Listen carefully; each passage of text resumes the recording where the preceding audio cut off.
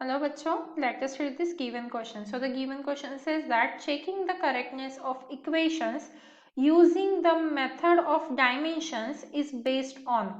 तो देखिए बच्चों, ये क्या बोल रहे हैं कि अगर कोई इक्वेशन दी है, LHS है कोई इक्वेशन में और RHS है, तो ये इक्वल है या नहीं है, ये किसके बेसिस पे हम कर रहे हैं? Using the method of dimension. मतलब हम यहाँ पे डायमेंशनल मेथड यूज कर रहे हैं। तो अब ये जो डायमेंशनल मेथड होती है, ठीक है, कौन सी मेथड यूज कर रहे हैं हम यहाँ पे? डायमेंशनल मेथड, ठीक है, डायमेंशंस वाले।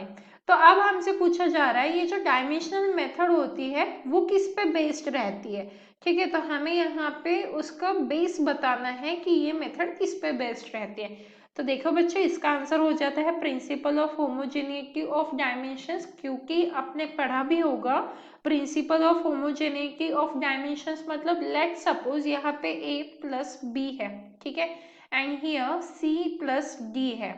तो यहाँ पे क्या चाहिए? हमारे a और b के डायमेंशंस किसके इक्वल चाहिए? c और d के इक्वल चाहिए। यही हमारी प्रिंसिपल ऑफ होमोजेनिटी बताती है। और डायमेंशन मेथड यही है हमारी कि अगर दोनों साइड में डायमेंशन सेम रहे तो ही हम क्या बोलते हैं कि इक्वेशन करेक्ट है। अगर डायमेंशन सेम नहीं रहे तो हम इक्वेशन को इनकरेक्ट मानते हैं, ठीक है।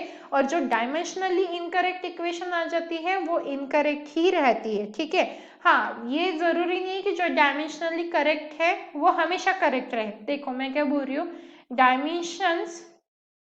Dimensionally incorrect equation, dimensionally incorrect equation is always incorrect, is always incorrect. मतलब डायमेंशनल ने बता दिया कि इक्वेशन इनकरेक्ट है तो वो कुछ भी कर लो इनकरेक्ट ही रहेगी।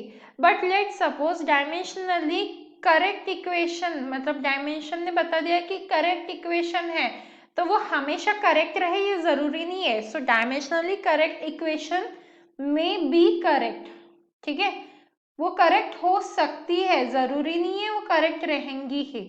बट अगर डायमेंशनली इनकरेक्ट इक्वेशन है तो ये जरूरी है कि वो इनकरेक्ट ही है।